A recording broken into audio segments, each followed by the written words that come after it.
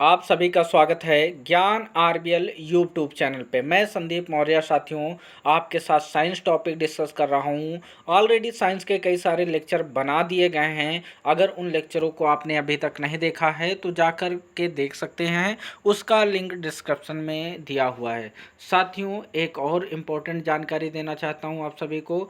अगर आप लोग हमारे व्हाट्सएप ग्रुप से ज्वाइन होना चाहते हैं तो इसका लिंक भी डिस्क्रिप्शन में दिया हुआ है, जा कर के आप वहां से ज्वाइन हो सकते हैं साथियों। और आपको हम बता दें, इस क्लास की पीडीएफ भी आपको वहीं पर प्रोवाइड करवा दी जाएगी। तो साथियों, आज का जो हमारा टॉपिक है वैद्युत विभव के ऊपर बेस है साथियों। ये भौतिक विभव को इंग्लिश में क्या कहते हैं? इलेक्ट्रिक पोटेंशियल बोला जाता है। क्या बोला जाता है मेरे भाई? Electric potential. आइए जानते हैं कि ये वैद्युत विभव है क्या साथियों। तो ये जो वैद्युत विभव है ना, एक ऐसी भौतिक राशि है जो दो आवेशित वस्तुओं के मध्य दिशा का निर्धारण करती है। मान लो ये क्या है मेरे भाई? एक कोई आवेशित वस्तु है, ये क्या है? कोई दूसरी आवेशित वस्तु है। तो साथियों, अब ये जो विभव है ना, तो विभव क्या करेगी? दो आवेशित वस्तुओं के मध्य आवेश के प्रवाह की दिशा को निर्धारित करेगी। जैसे एग्जाम्पल के तौर पे हमने माना कि ये कोई ए चालक है और ये क्या है? कोई क्या है? बी चालक है। तो साथियों, यहाँ पर मान लिया इसका पोटेंशियल ज़्यादा है, यानी इसका वैद्युत विभव इधर का ज़्यादा है और इधर इसका वैद्युत विभव कम है। तो साथियों, दिशा का निर्धारण कैसे करेगा? तो ये जो वैद्युत विभव है ना, उच्च विभव से निम्न विभव की ओर तब तक ट्रांसफर होता रहता है जब तक कि दोनों ओर का विभव समान ना हो जाए। तो हम यहाँ से कह सकते हैं कि ये क्या कर रहा है? दो आवेशित वस्तुओं के मध्य आवेश प्रवाह की दिशा को निर्धारित करता है। दिशा को कैसे निर्धारित कर रहा है? जैसा कि आपने अभी जाना, उच्च विभव से निम्न विभव की ओर तब तक चलता रहेगा, जाता रहेगा जब तक कि दोनों ओर का विभव समान ना हो जाए। साथियों, अब इसकी अगर परिभाषा की बात करें तो परिभाषा ऐसे जानिएगा। मान लीजिए क्या है? कोई वैद्युत क्षेत्र है। क्या है मेरे भाई? कोई वैद्युत क्षेत्र है और ये किसी आवेश की वजह से है। मान लिया कोई क्यू चार्ज है, यहाँ पर क्यू चार्ज है और इसकी वजह से इतने क्षेत्र पर क्या है मेरे भाई? वैद्युत क्षेत्र है। और यहाँ पर कोई अनंत है। मान लिया यहाँ पर अनंत है, अनंत पर कोई धन परीक्षण आवेश क्यू नॉट स्थित है। अब हम इस क्यू नॉट को क्या करेंगे? अनंत से कहाँ लाएंगे मेरे भाई? वैद्युत क्षेत्र के अंतर्गत लाएंगे। और आप सभी को पता है मेरे भाई, अगर कोई चीज़ अनंत से वैद्युत क्षेत्र तक लाया जाएगा तो वैद्युत क्षेत्र तक लाने में कोई कार्य होगा, और वही कार्य जो होगा ना भाई साहब, वही कार्य आपका क्या कहलाता है? वैद्युत विभव कहलाता है। तो वैद्युत विभव को हम ऐसे डिफाइन कर सकते हैं, ध्यान दीजिएगा। जैसे मान लो ये क्या है? कोई वैद्युत क्षेत्र है और ये कोई अनंत है। तो अनंत पर क्या रखा हुआ है? कोई धन परीक्षण आवेश रखा हुआ है। अनंत पर धन परीक्षण आवेश क्यू नॉट स्थित है। तो हम धन परीक्षण आवेश को ऐसा कह देते एकांक। एकांक का मतलब एक मान लेते हैं। एकांक धन परीक्षण आवेश को वैद्युत क्षेत्र तक लाने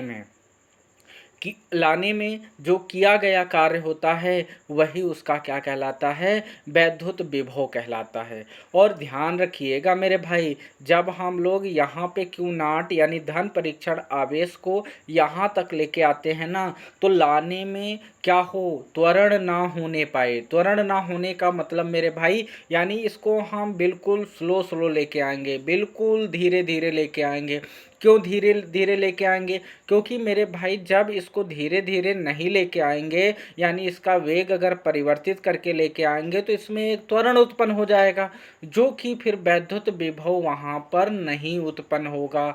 ध्यान दीजिएगा, बहुत इंपॉर्टेंट लाइन आपको बता रहे हैं, ध्यान दीजिएगा मेरे भाई। अगर ये कोई धन परीक्षण आवेश है, अनंत पे है, जैसे मान लो अनंत से आप वैद्युत क्षेत्र तक ला रहे हैं, तो इस बात का ख्याल रखें। जैसे मान लो एग्जाम्पल एग्जाम्पल के तौर पे इसको हम लोग कितने के वेग से ला रहे हैं, 20 किलोमीटर प्रति घंटा के वेग से ला रहे हैं। तो हर एक पॉइंट पर यानी वैद्युत क्षेत्र तक लाने में इसकी स्पीड में कोई चेंज नहीं होना चाहिए। अगर स्पीड में चेंज हुआ तो फिर वैद्युत विभव नहीं आएगा। साथियों ध्यान दीजिएगा, यानी हम ये कह सकते हैं अनंत से वैद्युत क्षेत्र तक लाने में क्या हो, कोई त्वरण ना होने पाए। अगर कोई त्वरण उत्पन्न हो गया तो वैद्युत विभव फिर उस पॉइंट पे नहीं आएगा। तो अब हम मोटी मोटी बात ये कह सकते हैं, अनंत से किसी आवेश को वैद्युत क्षेत्र तक लाने में किया गया कार्य क्या कहलाता है, वैद्युत विभव कहलाता है। वैद्युत विभव को हम V से प्रदर्शित करते हैं। V बराबर होता है W/Q0। क्या होता है, V बराबर W/Q0। अब यहीं पर मात्रक की बात कर लेते हैं साथियों। W का मात्रक क्या होता है, जूल होता है। W का मात्रक क्या होता है, जूल होता है। और Q0 क्या है, धन परीक्षण आवेश, और आवेश का जो मात्रक होता है वो कूलाम होता है। क्या होता है मेरे भाई, कूलाम होता है। तो वोल्ट का जो विभव का मात्रक बनाना साथी, जूल प्रति कूलाम को ही इस क्या कहते हैं, वोल्ट कहते हैं। यानी जो विभव का जो फेमस मात्रक है वो वोल्ट है, याद रखिएगा, क्योंकि आपके एग्ज़ाम में वोल्ट दिया हुआ मिल सकता है आपको। तो ध्यान दीजिएगा, वोल्ट किसका मात्रक होता है, तो वैद्युत विभव का मात्रक होता है। ध्यान दीजिएगा, इसे V से प्रदर्शित करते हैं। V बराबर क्या होता है, W/Q0 होता है। मात्रक की बात करें तो जूल प्रति कूलाम, और इसी को हम लोग वोल्ट भी कहते हैं। क्या कहते हैं मेरे भाई, वोल्ट कहते हैं। अब बिमी सूत्र की बात कर लेते हैं। अगर बिमी सूत्र की बात करें तो mL²T-3A-1 होगा।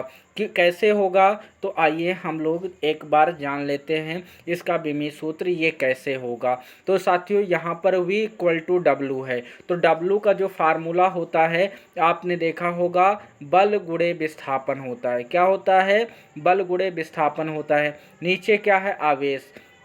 क्या है मेरे भाई, आवेश। आवेश का मात्रक क्या होता है मेरे भाई, कूलाम होता है। क्या होता है, कूलाम। तो बल की बीमा होती है mL/T-2 होता है, mL/T-2 होता है। और यहाँ पर क्या है, dx का मतलब क्या है, डिस्प्लेसमेंट है। तो यहाँ पर जो वर्क का होगा mL²T-2 होगा। क्या होगा मेरे भाई, mL²T-2 ये वर्क का हो जाएगा, क्योंकि ऊपर वर्क का है तो वर्क का क्या होगा, विमी सूत्र रखेंगे। नीचे क्या होता है, आवेश का। आवेश का मतलब AT हो जाएगा। साथियों यहाँ पर आप देख सकते हैं पावर 1 है तो ऊपर जाएगी तो माइनस का, यानी ये 2 यहाँ पर पहले से है और ये एक और जाएगा तो क्या बना लेगा, T⁻³ बना लेगा। यहाँ पर देख सकते m की पावर 1 है तो m की पावर 1 है, l की पावर 2 है तो l की पावर 2 है, और यहाँ से 2 t की पावर 2 है और यहाँ से एक t जाएगा तो T⁻³ हो जाएगा। नीचे a की पावर प्लस में है, ऊपर जाएगी तो माइनस में, और देख सकते हैं यहाँ पर माइनस में आपको दिया हुआ है। साथियों अब बात करते हैं विद्युत विभवांतर की। साथियों विद्युत विभवांतर एक तरह का समझ जाइएगा, विभव से ही रिलेट करके इसको पढ़ा जाता है।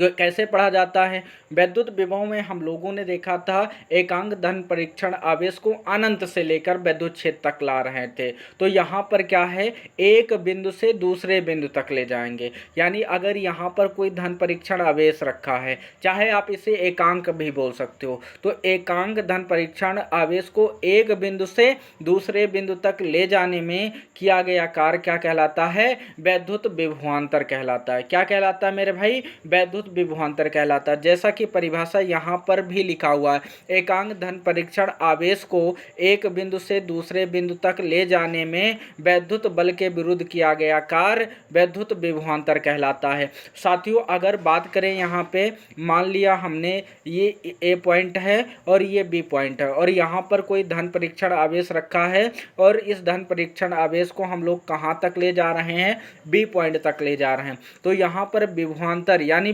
विभवांतर का अगर संधि विच्छेद करें तो विभव प्लस अंतर आता है। इसका मतलब इसमें क्या होता है, पहले बिंदु का लिख लो माइनस क्या हो, सॉरी इसमें क्या होगा, अंतिम बिंदु होगा, अंतिम बिंदु का विभवांतर माइनस प्रारंभिक बिंदु का विभवांतर, और इसमें क्या है, वर्क डन आएगा और किसको ले जा रहे थे, क्यू नॉट को। तो ये फार्मूला निकल आएगा साथियों। अगर विभवांतर की फार्मूले की बात करें तो V B minus V A हो जाएगा, V B minus V A बराबर डब्लू अपान क्यू नाट होता है। तो साथियों ऊपर क्या है अपना डब्लू है, नीचे क्यू नाट है, तो इसका मात्रक भी क्या हो जाएगा, जूल पर कूलाम हो जाएगा। क्या हो जाएगा, जूल पर कूलाम हो जाएगा।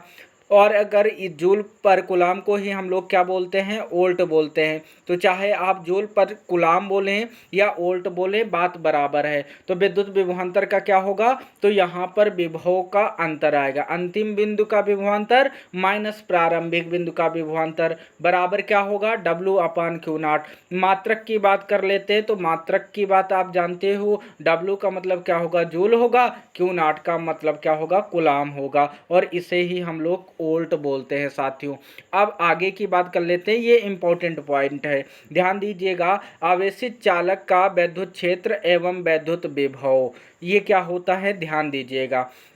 आवेशित चालक के अंदर प्रत्येक स्थान पर विभव समान व विद्युत क्षेत्र शून्य होता है। इसको हम थोड़ा सा आपको अच्छे ढंग से बता देते हैं। जैसे ये कोई क्या है मेरे भाई, बैटरी है, बैटरी ये कैसी है, चार्ज है, ऐसा मान के चलें। अगर ये बैटरी चार्ज है तो इसके अंदर विद्युत क्षेत्र क्या होगा, जीरो होगा। यानी कोई भी आवेशित वस्तु है ना, तो उसके अंदर, बैटरी के अंदर हो या उस वस्तु के अंदर है, अगर वो वस्तु चार्ज है तो उसके अंदर क्या होगा, वैद्युत क्षेत्र की तीव्रता जीरो होगी। लेकिन विभव कभी भी जीरो नहीं होगा। और विभव इसके अंदर, जैसे मान लो कोई चार्ज वस्तु है ना, चार्ज वस्तु है तो इसके प्रत्येक स्थान, यानी प्रत्येक स्थान पर क्या होगा, विभव का मान समान होगा, लेकिन इसके अंदर जो वैद्युत क्षेत्र की तीव्रता है वो जीरो होगी। इतना आप लोग जान लेना। अगर कोई आवेशित चालक है तो उसके अंदर प्रत्येक बिंदु पर विभव तो समान होगा, लेकिन वैद्युत क्षेत्र शून्य होगा। याद रखना, बहुत इंपॉर्टेंट पॉइंट है साथियों। अब यहीं पर बात करते हैं, आवेशित चालक का संपूर्ण आवेश सदैव उसके पृष्ठ पर विद्यमान रहता है। जैसे मान लो कोई आवेशित चालक, आवेशित चालक का मतलब अगर चार्ज बॉडी है तो उस पर जो आवेश होता है ना, टोटल आवेश इसके पृष्ठ पे होता है साथियों, इतना याद रखना। इसके पृष्ठ पे क्या होगा, उसके पृष्ठ पर आवेश विद्यमान होगा, और इसके अंदर, चालक के अंदर हर एक स्थान पर विभव समान और वैद्युत क्षेत्र क्या होगी, जीरो होगी। याद रखना, इंपॉर्टेंट कॉन्सेप्ट है। अगर हम किसी आवेशित चालक के पृष्ठ पर वैद्युत क्षेत्र निकालें तो उसका फार्मूला होता है ई बराबर में सिग्मा अपान एप्सिलॉन नॉट। याद रखिएगा, जैसे कोई आवेशित यानी चार्ज बॉडी है, उस पर पृष्ठ पर, उसके पृष्ठ पर वैद्युत क्षेत्र निकालना है तो कौन सा फार्मूला लगाएंगे, ई बराबर सिग्मा अपान एप्सिलॉन नॉट। जहाँ पर सिग्मा क्या है, पृष्ठीय आवेश घनत्व है, और सिग्मा नॉट क्या है मेरे भाई, तो निर्वात की वैद्युतशीलता है। याद रखना, जिसे एप्सिलॉन नॉट के नाम से हम लोग जानते हैं। अब ये चीज़ आपके परीक्षा के दृष्टिकोण से इम्पोर्टेंट है। एक इलेक्ट्रॉन वोल्ट साथियों बहुत ही इम्पोर्टेंट है। तो एक इलेक्ट्रॉन वोल्ट कितने जूल के बराबर होता है, ये डायरेक्ट क्वेश्चन आता है। एक इलेक्ट्रॉन पर कितना आवेश होता है, तो 1.6 इंटू 10⁻⁻19 होता है, ये तो आप जानते हो। यहाँ पर वोल्ट लग जाएगा तो समझ जाना, यहाँ मात्रक जूल लगा देना। याद रखिएगा, पूरा बताना है आपको। एक इलेक्ट्रॉन वोल्ट कितने जूल के बराबर होता है, तो 1.6 इंटू 10⁻⁻19 जूल के बराबर होता है। अब यहीं पर इलेक्ट्रॉन वोल्ट से बड़े मात्रक हम लोग देख लेते हैं। यानी इलेक्ट्रॉन वोल्ट से बड़े मात्रक कौन कौन से होते हैं, पहला तो होता है 1 किलो वोल्ट, दूसरा होता है 1 मिलियन वोल्ट, और तीसरा होता है 1 बिलियन वोल्ट। साथियों यहाँ पर किलो का मतलब होता है 10 की पावर 3, और मिलियन का मतलब होता है 10 की पावर 6, और बिलियन का मतलब होता है 10 की पावर 3।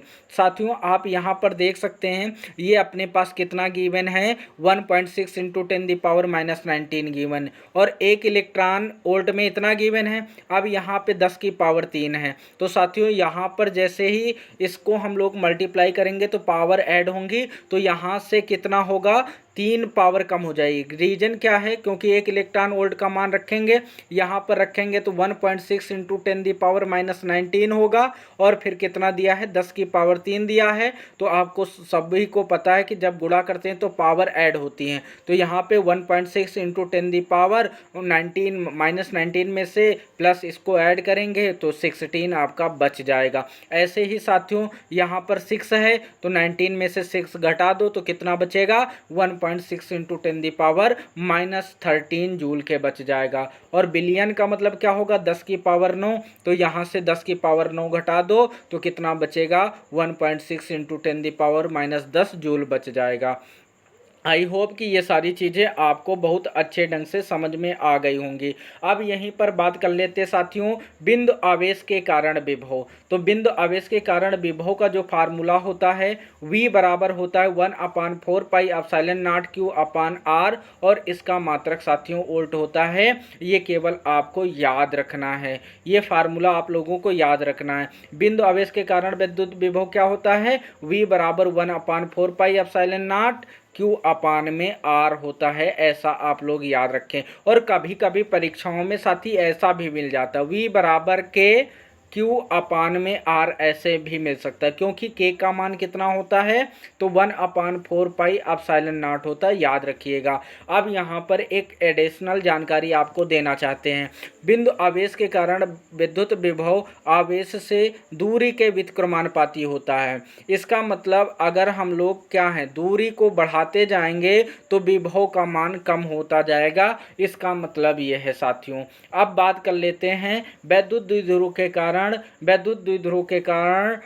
विद्युत विभव। तो साथियों इसमें भी आपकी 2 तरीके के होते हैं, एक अच्छी स्थिति होता है, एक निरक्षीय स्थिति होता है। क्या होता है, अच्छी स्थिति और निरक्षीय स्थिति। तो साथियों केवल आपको फार्मूला याद रखना है। अच्छी स्थिति में क्या होता है, V बराबर 1/4πε0 P/r³ होता है। V बराबर 1/4πε0 P/r³ वोल्ट होता है। या तो आपके परीक्षा में ऐसे भी देखने को मिल सकता है, V बराबर Kp/r³, ऐसे भी आप लोग लिख सकते हैं। तो याद रखिएगा, अच्छी स्थिति में विभव का जो मान होगा वो क्या होगा, V बराबर Kp/r³, ऐसे याद रख। K का मान क्या होता है, तो 1/4πε0। अब अगर निरक्षीय स्थिति में विभव की बात करें तो निरक्षीय स्थिति में विभव का मान 0 होता है, इसको स्टार लगा के याद रखिएगा। निरक्षीय स्थिति में विद्युत विभव का मान कितना होता है, 0 होता है।